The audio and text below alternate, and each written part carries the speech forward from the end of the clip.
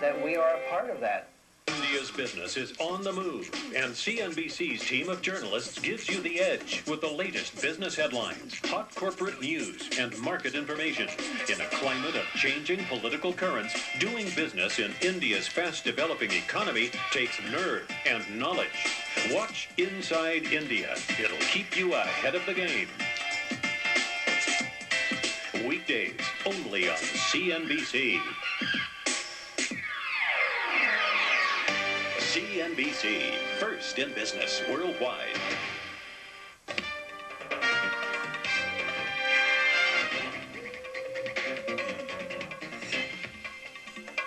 Welcome back. Now, job interviews can be rather intimidating experiences. No matter how well prepared you are, they're guaranteed to make you nervous. And I'm not talking here about the interviewee. The role of the interviewer can be just as demanding. Well, joining me now to offer advice on conducting interviews is Brian Moore. He's Manager of Financial Services Recruitment with Morgan & Banks in Hong Kong. Well, first of all, welcome to the winners. It does seem like a rather daunting experience, and we always think of the poor interviewee, and you don't really think of the interviewer. Is it true that it can be difficult for an interviewer? Absolutely. We speak with employers every day, and they tend to find that it can be a very stressful experience.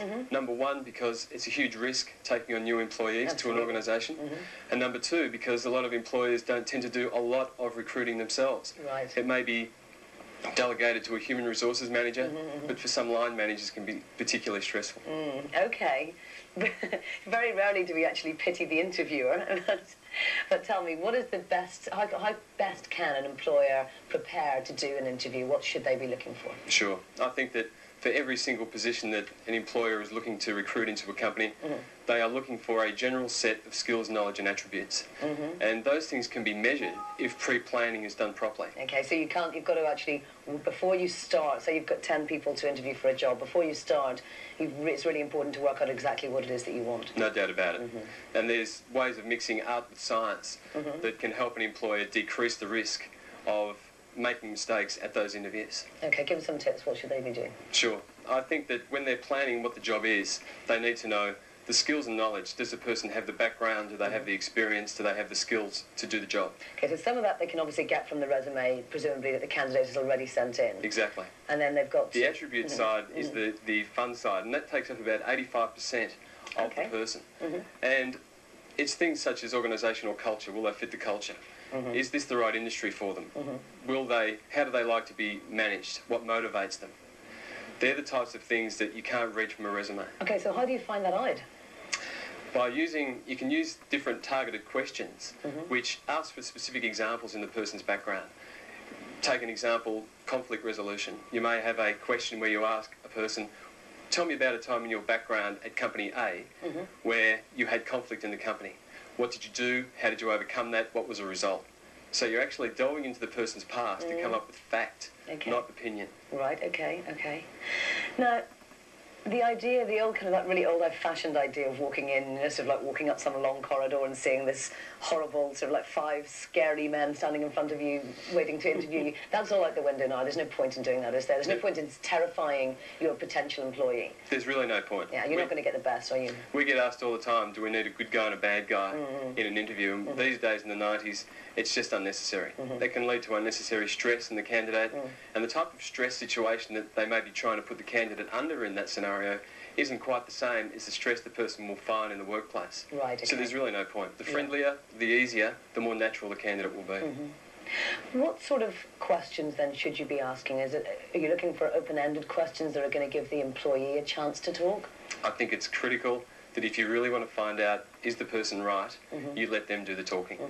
And by using open questions where the answer can't be yes or no, you will find that information out.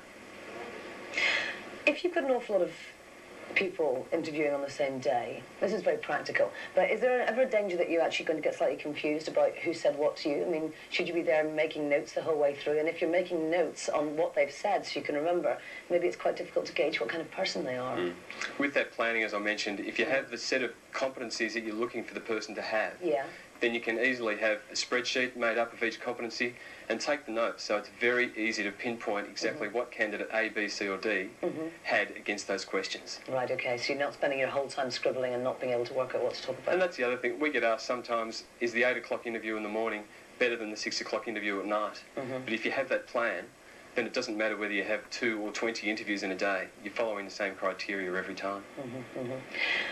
How much of the interviewer's decision, I mean, is it important that the interviewer doesn't just go with the kind of person that he or she likes? Because, of course, we're all slightly programmed to do that. It's like you like someone, you think that they're nice, as opposed to thinking they might be good for the job. You've got to separate that, right? It's very true. It's critical that you do like the person. Okay.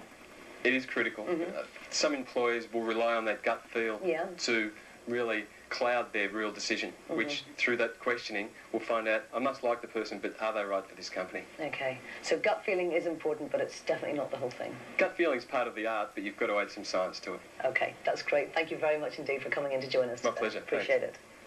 Well, I've been speaking with Brian Moore, Manager of Financial Services Recruitment for Morgan & Banks here in Hong Kong. Well, once you've hired the right people,